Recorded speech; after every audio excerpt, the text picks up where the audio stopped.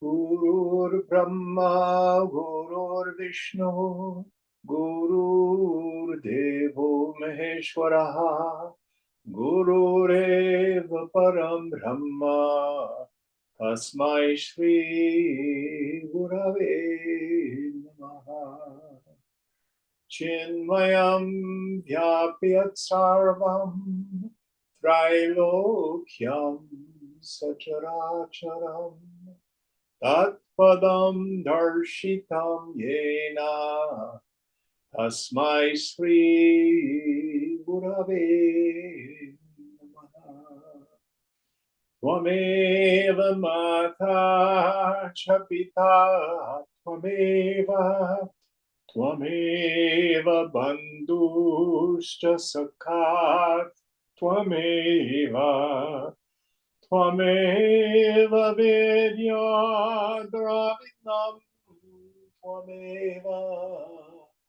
Tvameva Sarvam Mama Deva Deva Tvameva Sarvam Mama Deva Deva.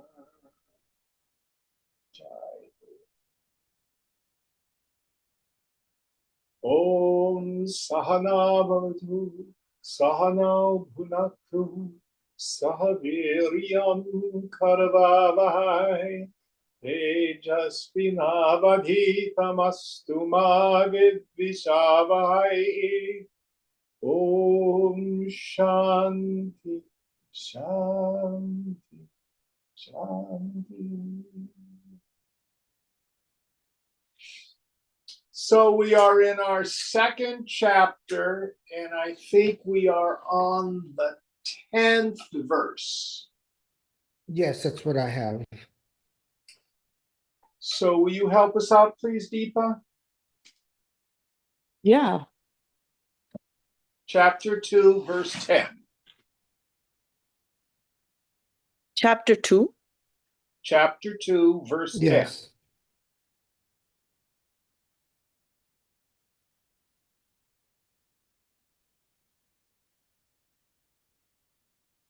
Tamuvacha Rishikesha Prahasaniva Bharata Senayorubayor Matye Vishidantamidam Vachaha. To him who was despondent in the midst of the two armies, Rishikesha, as if smiling, O Bharata, spoke these words. So, starting with the next verse, the real teaching of the Gita begins. So, what has happened? The first thing that Lord Krishna said was, look.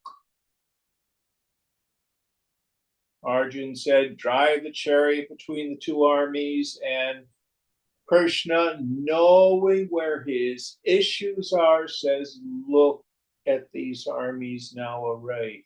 He poked. And that begins Arjuna's collapse. True story. So Swamiji was doing a camp in one particular city, and it was here in the States. And there was a family that was helping to organize it. And the woman in the family, the wife, really wanted Swamiji to stay in their house. She really desired it. Of course, Swamiji could tell that she had this attachment. So she says, oh, Swamiji, are you going to stay with us? It's a little far from the camp, but it's on a campus. But we will make sure you get there. So, no, I should stay closer to the campus, she says. All right. She was very disappointed. And then he says, but then I could always stay with you. Oh, yes, yes, yes, yes. And then he says, well, But actually, it would be a lot easier if I were closer to the campus. Oh. So he kept poking at her. She would get despondent, she would get elated. She'd get despondent, she'd get elated. Till she realized that Swamiji was poking at her issue, her attachment. And then she finally, you feel that. He says, I think I'll stay with you folks. But what he finally decided was not the issue. What he kept doing was bringing to her attention where she had attachment.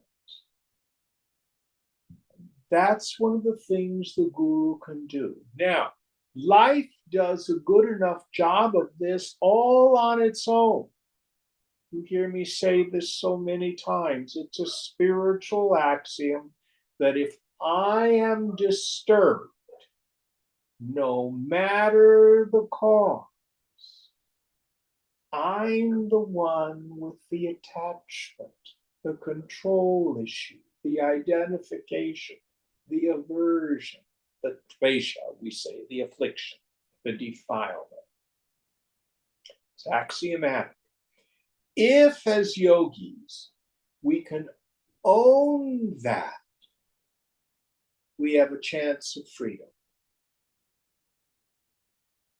But as Arjuna does, I'm despondent, and it's because of them. It's because the Kauravas, their army's bigger. It's because Bhishma and Drona are in the other army. I'm all concerned about whether or not the Pinda will be given to the ancestors, and he gets paralyzed. So Arjuna finally does the one thing the ego can do that's intelligent. Lord Krishna, I surrender to you. Tell me how I can be free from this suffering. Now, in Vedanta yoga literature, when the teaching starts, the highest teaching comes first. And the style is frequently maximum meaning with minimum words. And frequently, it's hard teaching and sometimes opaque, difficult. So, with that in mind, let's plunge right into the actual teaching. How Lord Krishna is going to liberate Arjuna right there on the battlefield. So back to what Ashley was saying earlier, you can achieve moksha, liberation, and still have your job, still take care of your kid and stuff like that. It is not necessary to leave the world. This is where it starts. Verse 11, please. Shri Bhagavan Uvacha Ashocyananvashocastvam Pragyavadamscha bhashase Gatasuna gatasumscha Nanushocanti panditaha. The blessed Lord said, you have grieved for those that should not be grieved for, yet you speak words of wisdom. The wise grieve neither for the living nor for the dead. Oh, is this hard teaching? We shouldn't grieve when a relative dies, a mother, a father, a sibling, a child. We shouldn't grieve over people being bombed in Gaza or Iran, or people being blown up on October 7 of last year. Shouldn't grieve. We shouldn't grieve for the living. What if the wrong candidate wins the presidency? Should we grieve? This seems like being very hard-hearted. And it's not that at all. Later on, Krishna will say, we do not unsettle the minds of the ignorant with the truth. If we do, we consign them to a hell. So, if you have a friend who is grieving terribly, we meet them where they are. Perhaps the right thing to do is to offer sympathy or just to listen. Ministry of presence.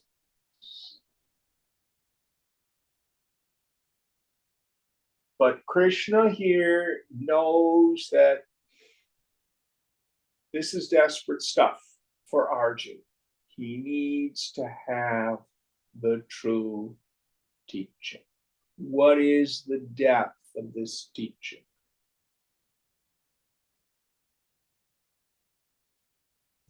The three questions we get when we study Yoga Vasishta.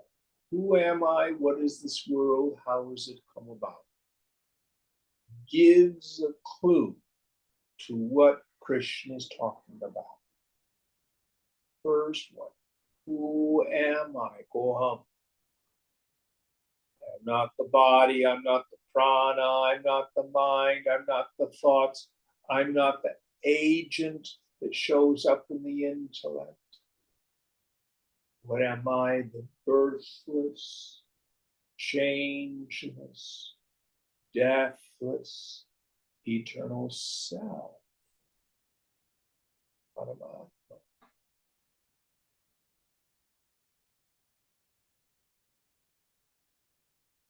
Never dies. It was never born. What about these other people? Brahma Satyam Jagan Mithya. Brahman, consciousness alone is real. The phenomenal world of name and form is Mithya, it's illusory. It's because of ignorance that I get all caught up in it. How does it come about? A means of imagination. It's like a very long and very vivid dream.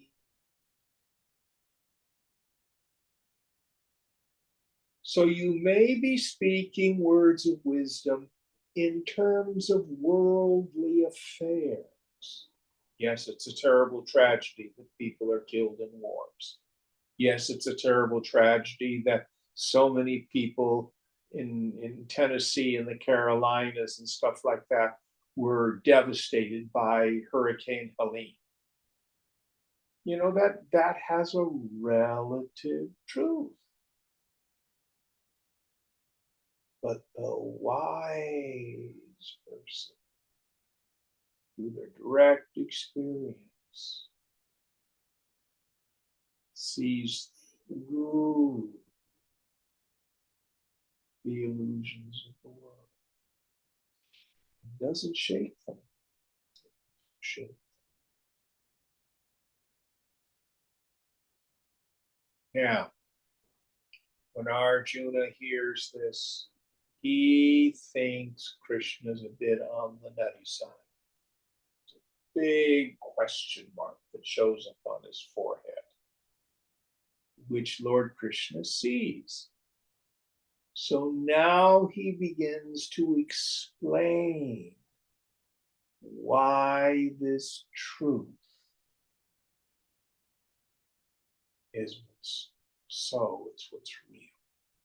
Any thoughts on this before we go on? Next verse.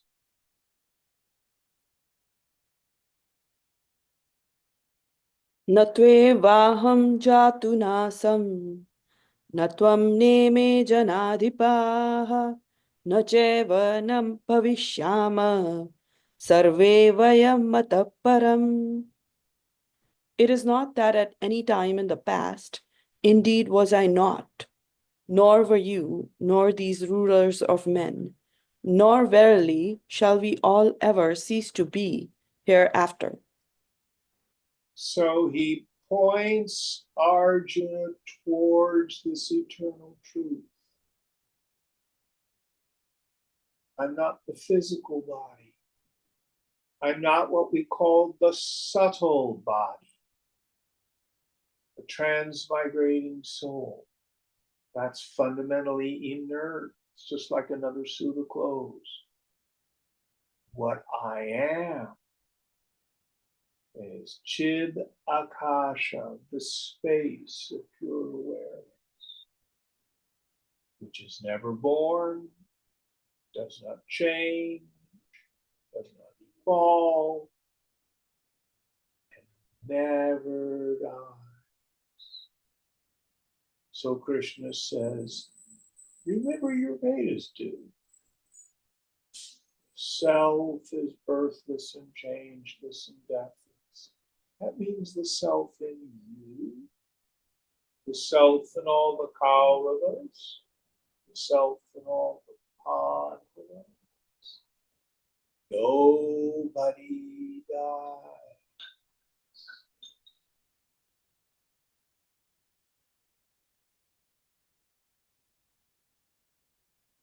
Arjuna hears it, and he still has a difficult time understanding, like you and me. So Krishna goes on to explain it a little more deeply. Next verse. Dehi nosmin yatha dehe kaumaram yauvanam jara tatha dehantara prapti dhirarastranna muyati. Just as in this body, the embodied soul passes into childhood, youth, and old age, so also does he pass into another body. The firm man does not grieve at it. So we have the beginning of our understanding of spiritual anthropology.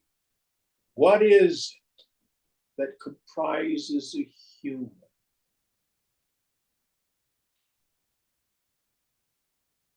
The clear example that's always given is a glass or a pot or a cup.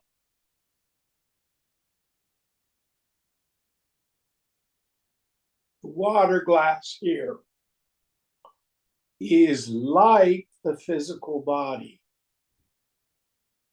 The liquid in the glass is like the subtle body or the transmigrating soul.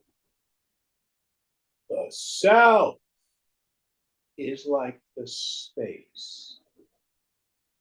So, through a lifetime, we garner experiences, we develop our aversions and attachments. The body, like the glass, has a temporary existence. This glass was made in 2004 or 5. I've broken several of them. At some point, I'll probably break this one. It will cease to be, just like every human body. We're born, we grow up, we get sick, we have our allotted dose of successes and failures, joys and sorrows, and then we die. Some people die young, some people die old, but nobody gets out alive. But just like if the glass were to have a crack in it, I could take the liquid and poured into another glass, so also this subtle body pops out of the physical body, exists in what we call a loka, which means like a world or a place. And it lives out some of its unresolved karmas, and then impelled by its desires, its need for experience, it takes up another body. Now, I need to review the 3 levels on which Gita teaches, and they are all woven, threaded together. The first level is as a Dharma Shastra. It invites us to take up particular modes of behavior. Do this, don't do that. Then we can read Gita identified with the universal yogi, Arjuna. Basically, being identified with this subtle body. It is the subtle body that's doing the yoga, that's practicing renunciation, it's gaining understanding. And if we don't attain self-realization this lifetime, no blame. Take up another body, work on it some more. But the highest level of teaching is when we identify with Krishna. Whatever Krishna says about himself is true about the self. It's true about yourself.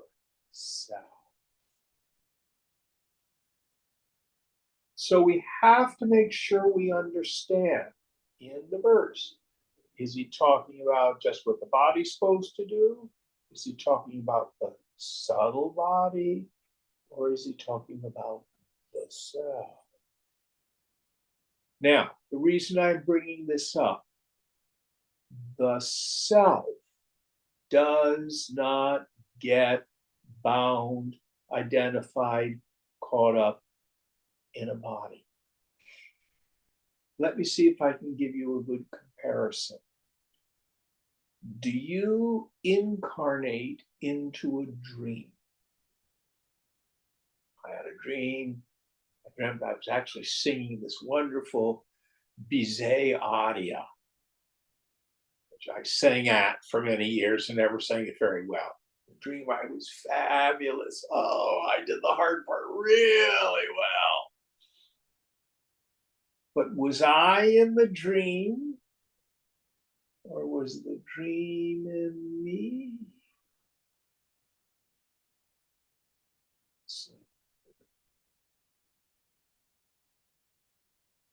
So also, you are not in the body. You are not in the subtle body either. They are in you. But until sthita prajna, steady wisdom, dawns upon the mind, we are identified. Either I am the physical body, or I'm the physical body plus the subtle body. And we have the teaching of the transmigrating soul because it is helpful, it is useful in helping us evolve.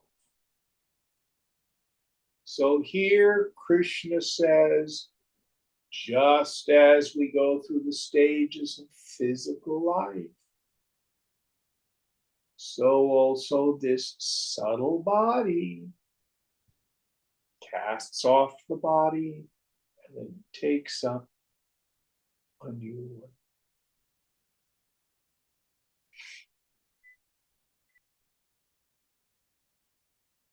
So what is he saying? Death is not a tragedy. Getting there can be tragic. My attachment to loved ones when they die can be painful. But death is not a tragedy. There's a very famous poem, and I can't remember who wrote it, nor can I actually remember the verse. But it's about a sailing ship who leaves a port, and people see the sailing ship go, and they see their loved ones on the ship, and then it slips below the horizon. But then it talks about how there's another port on the other side of the sea, and they see the ship arriving.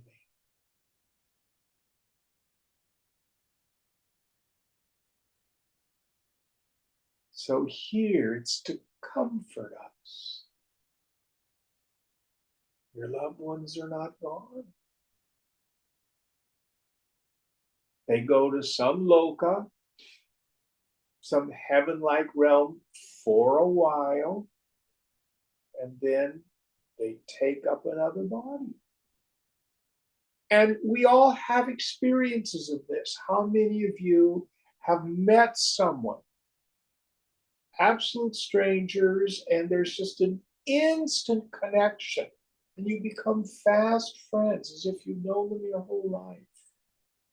You probably have known them in other lives.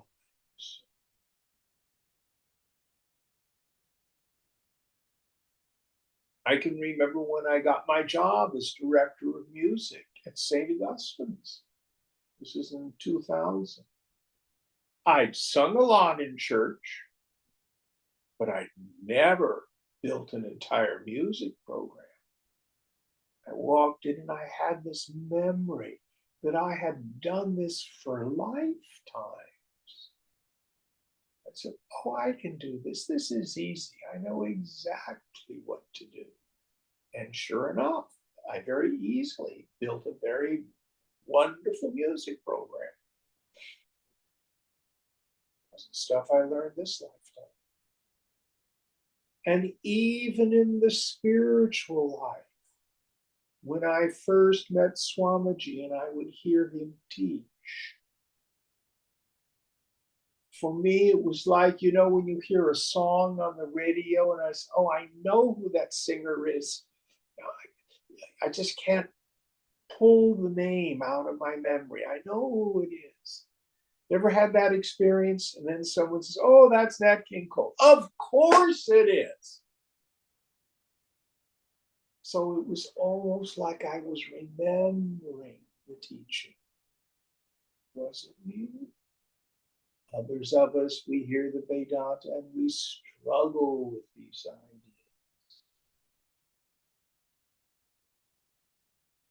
Many times people will have a memory of a place they've never been to in this life. They know where everything is. Sometimes in this life also, we'll have triggering reactions to events that are completely out of proportion to what's going on. Sometimes it's because of trauma experienced in other lives. So here what Krishna is saying is, one of the reasons not to grieve when someone dies is you don't die. Not only is the self birthless and changeless, but the transmigrating soul, the subtle body, has had millions of lifetimes, and for most of us, there are many more than that. Any thoughts or questions on this? Ashley, is this a new idea for you? It's new-ish as in like in the past year, but I'm familiar with it at this point, Okay, somewhat. I have a question. please. So in the Christian world, we talk about like spirit and soul. Where does that come into play with this? You can't draw parallels. You have to set your Christian cosmology and spiritual understandings, because in Christianity, the spirit and the soul, what do those mean? Most Christian theologians say the soul has memory, it has an individuality, it makes choices, things like that. You can soil your soul and stuff like that. The Spirit, what do they mean like that? The descent of the Holy Spirit. You know, it's just a different paradigm. So I wouldn't try to draw a lot of parallels. I don't know if that's a non-answer that will help. Yeah, that's fine. I just always try to make connections, and there's not always a parallel there. So That's correct. And in Christianity, as it's been handed down, do you know much about your church history? not not a lot. Do you know who Constantine was? I know of them, but not any details. Well, this is an important thing. So, in the first 300 years, there were many Christianities. There were some Christians who didn't even think Jesus was a human being, he was just a spirit. There were other Christians who thought Jesus was a man who had achieved a great state of consciousness, and everything in between. So the Emperor Constantine had a vision. First of all, his mother was a Christian. And he had a vision, and this voice said, by this sign you will conquer. And he thought it was Jesus. So he had all his legions paint their shields white and put a red cross on them. And he won the battle. And then in 325, that was the Battle of the Milvia Bridge in 312. In 325, he called the Council of Nicaea, and he wanted all the Christian bishops to get together.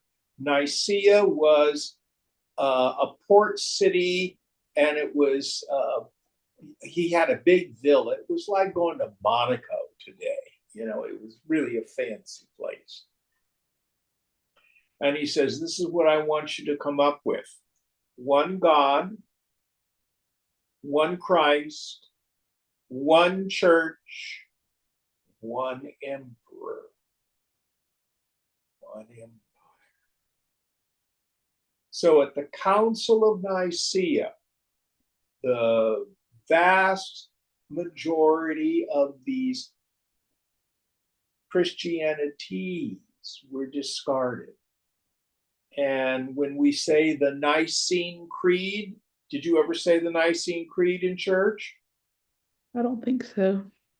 I believe in one God, the Father Almighty, maker of heaven and earth, and his only Son, Jesus Christ, etc., etc., etc.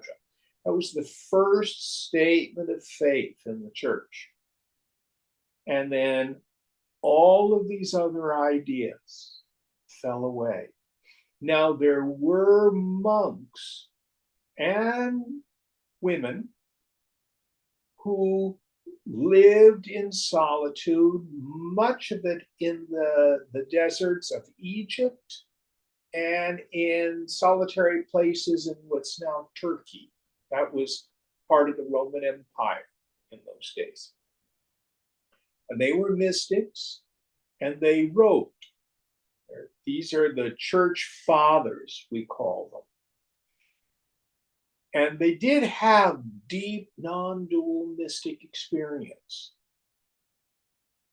But later on, the church started to get very hierarchical. It became a reflection of the Roman Empire.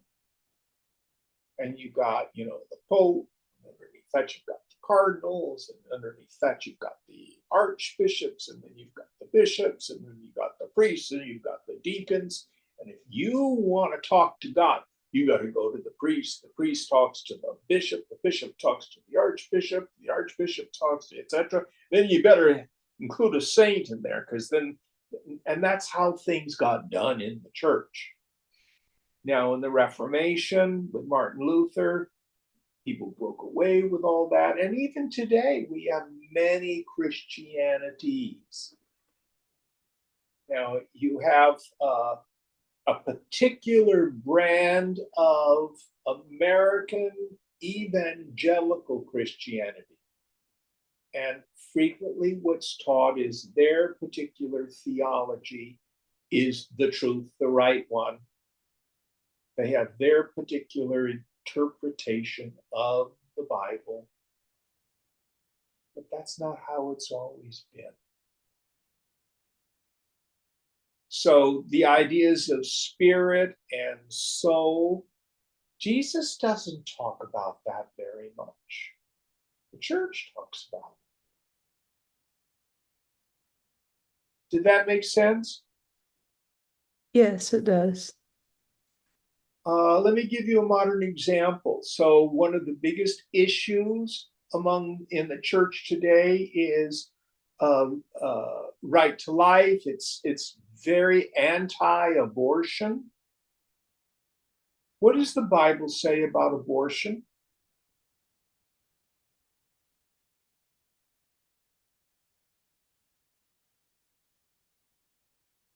Do you know?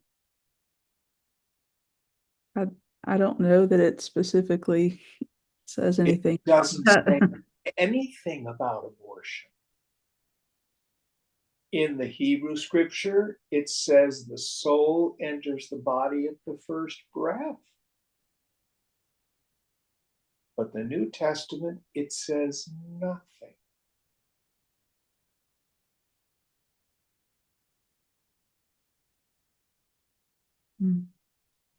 In the early church, soldiers were excluded from becoming Christians and remaining soldiers. It was much, much later before we had the concept of a just war. Now you've got gun-toting evangelicals, pastors with their AK-47s. It's all changed. But my point is, these are human ideas that develop.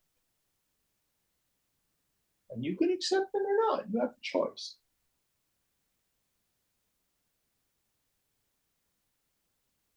But I would not try to draw a lot of parallels between the kind of Christian theology that you've been taught and what Vedanta teaches.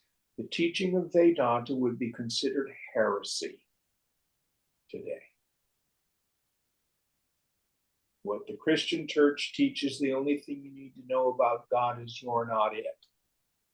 Get on your knees, surrender to God, accept Jesus Christ as your Lord and Savior, and for a finite action, you get infinite results. Either you go to hell or you go to heaven. That is not the teaching of yoga in any way, shape, or form.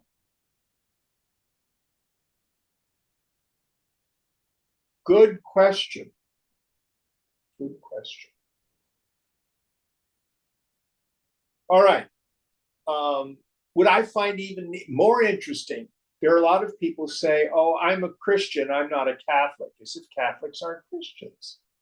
That I find fascinating. It's just another branch of Christianity. Is that the way you were taught, Ashley? Yes, we were taught that Catholics were going to hell. Yeah. Do you know how you can tell if you have a false god? How's that? He hates the same people you do. Mm. God loves everyone.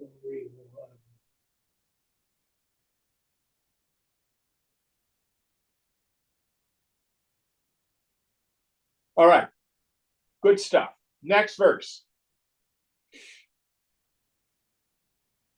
Matra sparshastu kaunteya shitoshna sukha dukkhada agama payino nitya astam sthiti kshasva bharata. The contacts of senses with objects, O son of Kunti, which cause heat and cold, pleasure and pain, have a beginning and end. They are impermanent. Endure them bravely, O descendant of Bharata. So here Krishna begins to help us identify what it is that's causing us to suffer. My mind peeping out through my senses makes contact with the world of name and form. And then it's my mind that determines this is just, this is unjust, this is right, this is wrong, this is pleasurable, this is miserable. The body experiences heat and cold. This is just a catch-all phrase for the total range of physical experiences. The mind experiences suffering and pleasure, which is my reaction to conducive and non-conducive environments. And the intellect decides success, failure, honor, dishonor, etc. So here, Krishna says, stand back. Begin to practice what we call samadrishta, this equality of mind.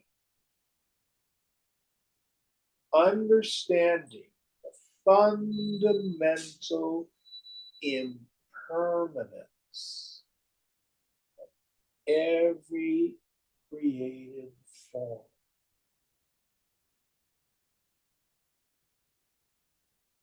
Everything is impermanent.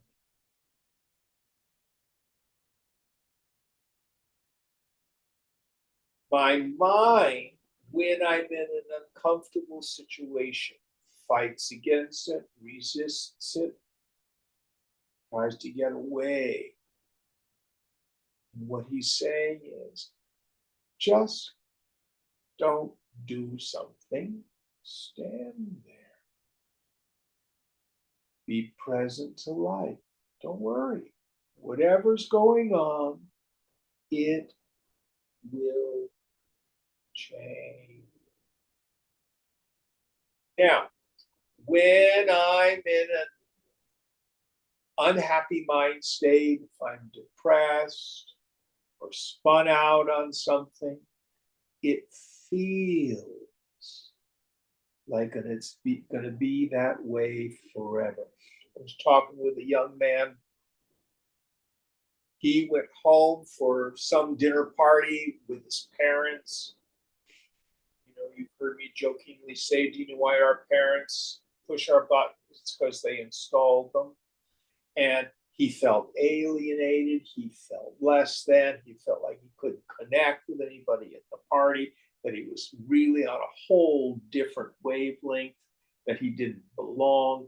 And he thought the only solution is he should just probably go home and kill himself, because he was never going to have meaningful connection.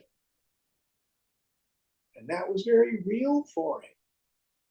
He calls me up and I said, well, you know, I was at your little gathering in the park a month ago. You seem to be well connected and having a good time there, didn't you? So, yeah, I did.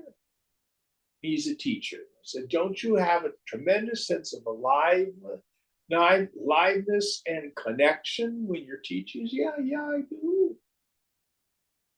So do you see when your mind tells you you might as well kill yourself? It's because you think it's going to be this way forever. And that's not real. It's never.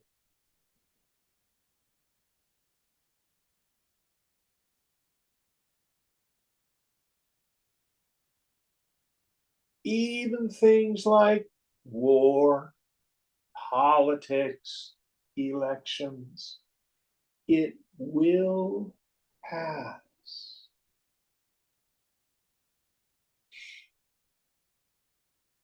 Oh, Jim, I had such a terrible day today. I got so upset at this, that, and the other thing. Don't worry, dear.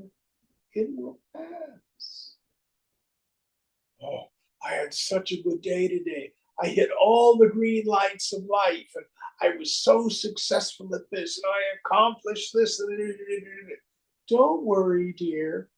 It will pass.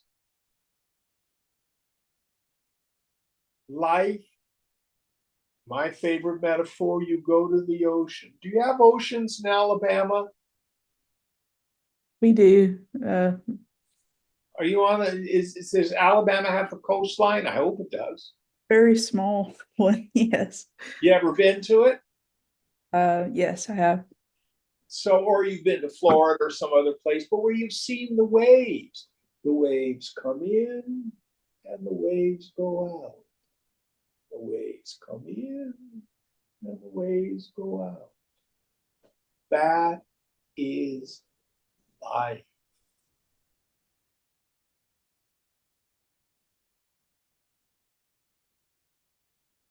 So here Krishna says, stand a bit apart from it. Endure it. It will change. Everything is impermanent. All the negative things and all the positive things.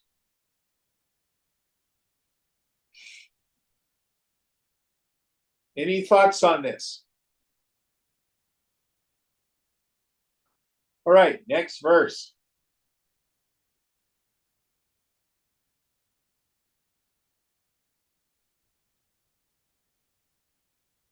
Yam hina vyatayantyete purusham purusharshapha samadukha sukham dhiram somrittatvaya kalpate. That firm man to whom surely these afflict not, O chief among men, to whom pleasure and pain are the same, is fit for realizing the immortality of the self. Yes. So when we have mature vairagya, it's called. Vairagya is detachment or dispassion. When we have finally gotten to the point where we've given up our attachments to the things of this world and let go of our identification with any personal sense of self,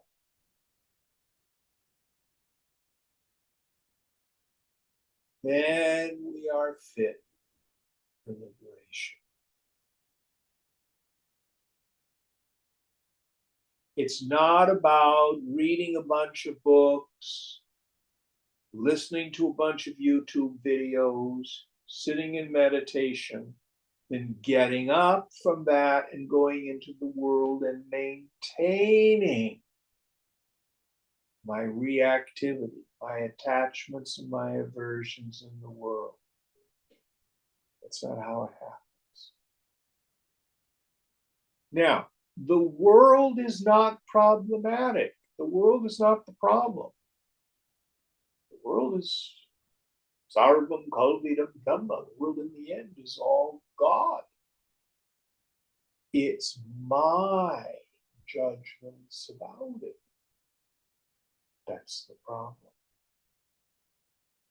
So the speed of light, 186,000 miles per second, is that good or bad? It just is. Scientists say the universe is expanding. Is that good or bad? Just is. And the people we meet, they just are. I'm not saying you have to like them, but we have to get to the point of this equality of vision. Let it be.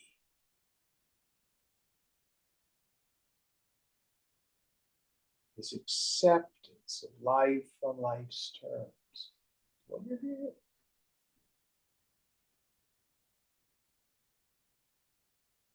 And this becomes easier when I begin to understand that it's my attachment, it's my craving, it's my control issues, it's my aversions that are the suffering. Let it go. The situation may not change, but my mind has changed. And I no longer have the tribulation.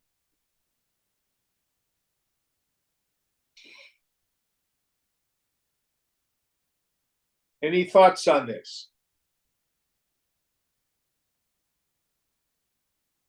Now, this does not mean we don't act to make a difference in the world. Vote. If you have a particular candidate or organization that you believe in, give them some money. Knock on doors. That's all fine. But let go of those.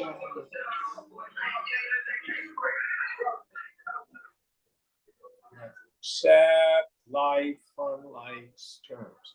This does not mean being passive. It means being detached.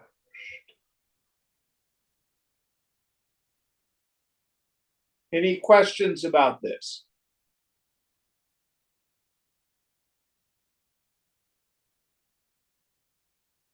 All right, next verse. Na sato vidyate bhavo, na bhavo vidyate satah, ubhayorapi drishtonta, astvanayosta astvanayostatvadarshibhi. The unreal has no being. There is no non-being of the real. The truth about both these has been seen by the knowers of the truth, or the seers of the essence. So this verse 16 is one of the subtlest. And now Krishna takes us out of the realm of just attachment and the transmigrating soul and rockets us to the highest knowledge. So here he's playing, the poet is, with these two terms, Sat and Bhava. So the first thing we need to do is define the terms as we normally think of them. Sat means existence.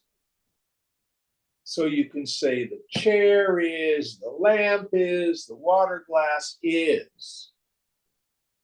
The castle in the clouds isn't. That's just an optical illusion. The child of a barren woman, that's just imagination. Once upon a time, there was a prince who was never born, who flew on a horse with wings up to the castle in the sky. That's just fancy, fantasy. So do we understand the distinction between Sat and Asat? Something that is and something that's just imagined or doesn't have existence. Any questions about that? All right, now let's look at the word bhava, which means being. Ordinarily, we separate the world into things and beings. The table is a thing, the chair is a thing, the lamp is a thing. But Ashley is a being. Deepa is a being. My dog is a being.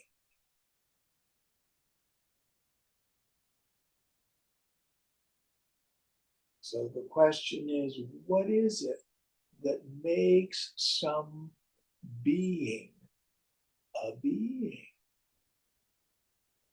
What is the life principle? And here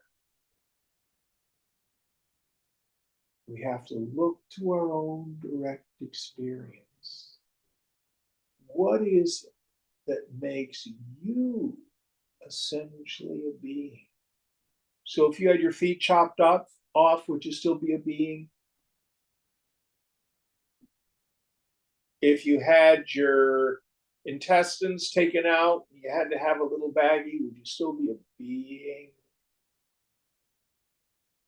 Even Dick Cheney, before his heart transplant, for a while they put a mechanical heart lung thing in him.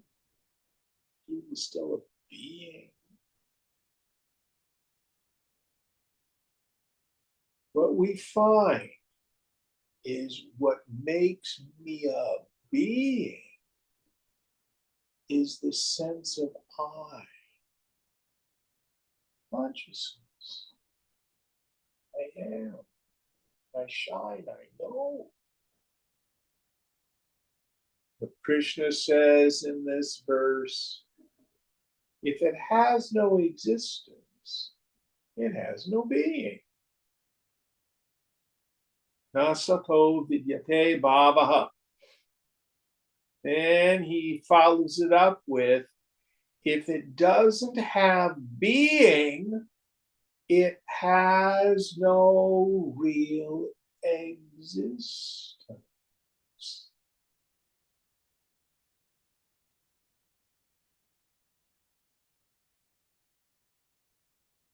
Only being really is.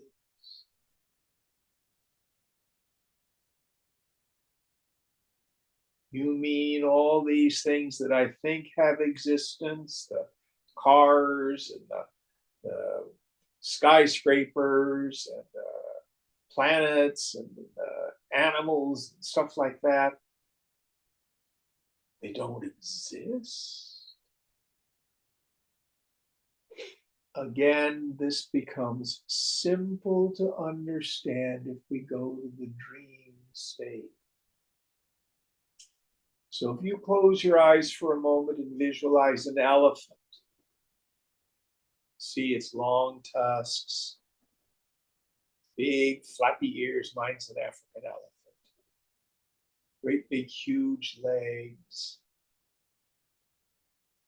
You open your eyes. Did your elephant have existence? No. Did it have being? No. Even if I visualize it jumping around, it has no real being or existence. Now, if I dream I've taken a trip to India and there I am in Jaipur and they're giving elephant rides to the tourists and I get on top of this elephant. Oh man, what a ride. And I wake up. Elephant of my dream and the elephant of my imagination have a similarity and a difference. They both are imaginary. They have no self.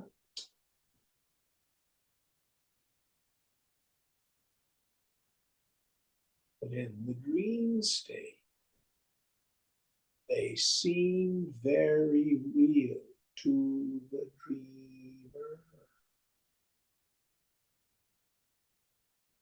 But the apparent life of the elephant was just my mind doing it.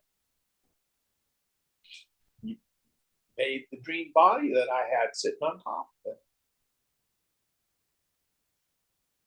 This world is like a very long, very vivid,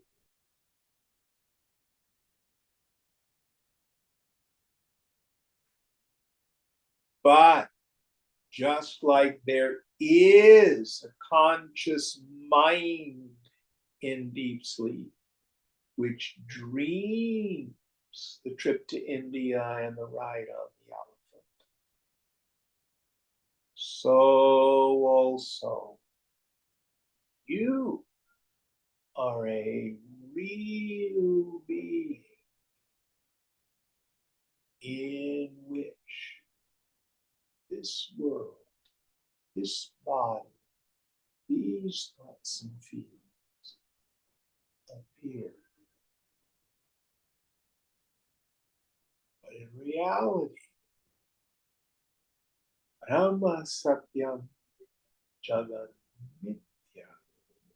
Brahman alone is real, meaning the self alone is real.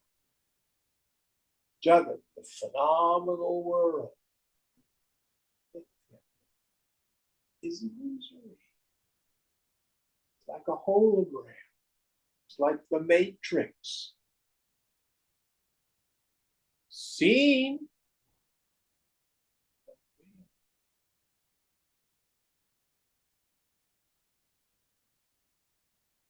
only being is real. And that's you.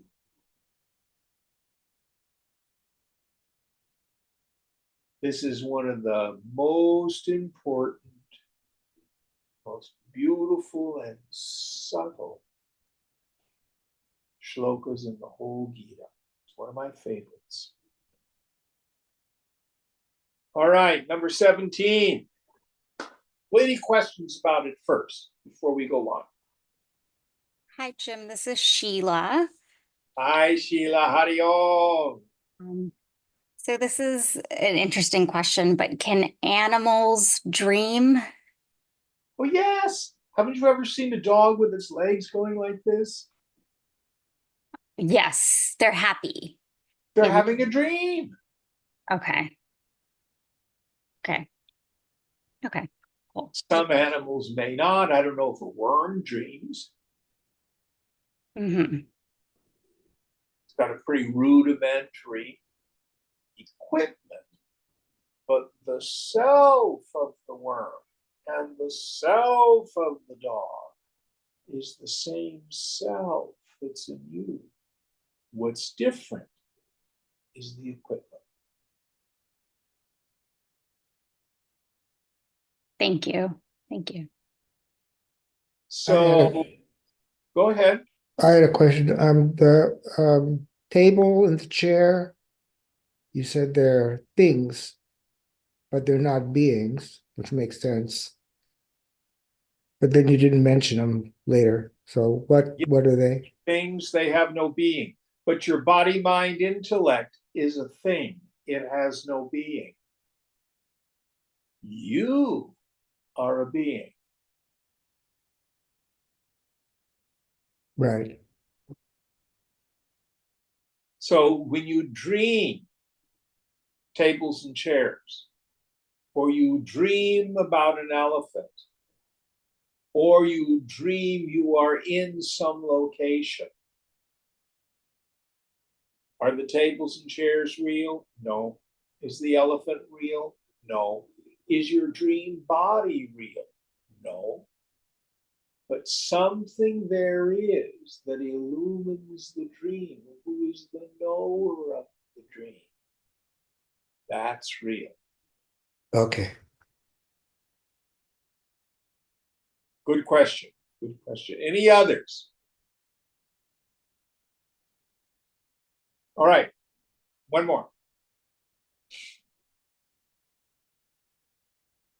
Avinashi tu tadviddhi yena sarvamidam tatam vinasham vyavasva vya, vinasham avyayasya na kaschit kartumarhati.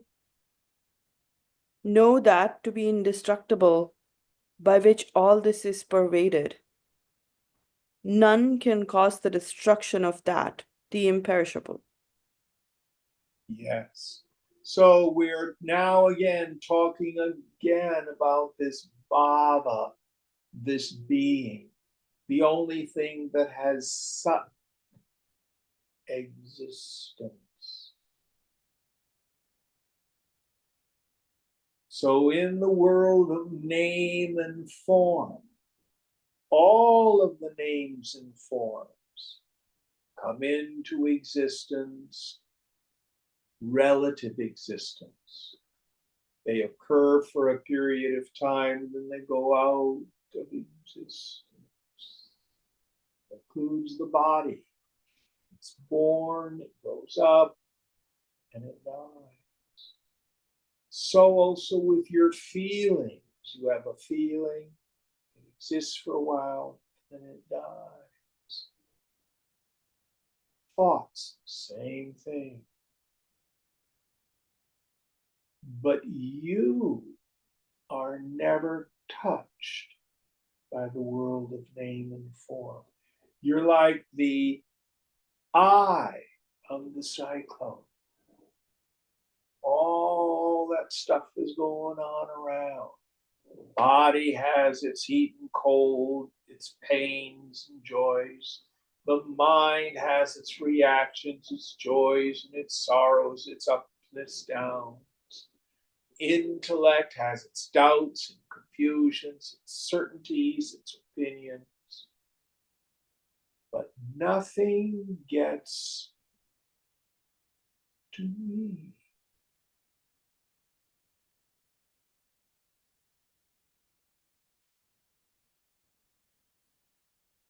Now we're talking about the context of a war. The self of all of these soldiers does not die when the body dies.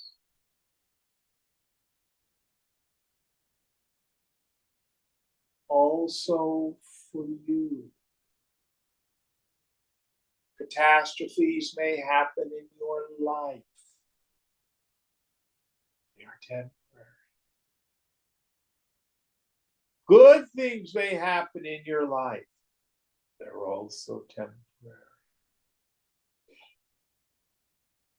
People die.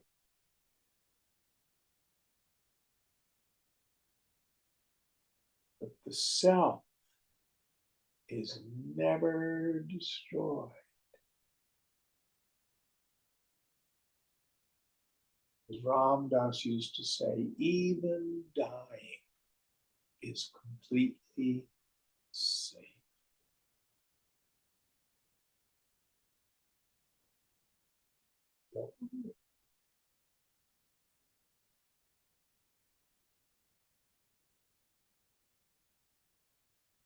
And even on the relative level, whatever experiences we have, that we go through, self and me is always there as the untouched, unattached, unaffected witness.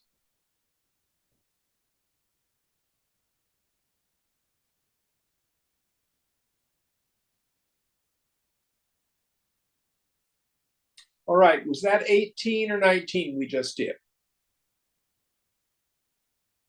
We just did 17, Jim. 17. Okay, we'll quit here and we'll start with 18 next week. Om Purnamada Purnamidam Purnat Purnamudachyate Purnasya Purnamadhaya Purnamevavashishyate. Om Shanti Shanti Shanti. Hari Om Sri Guru Namaha. Hari Om.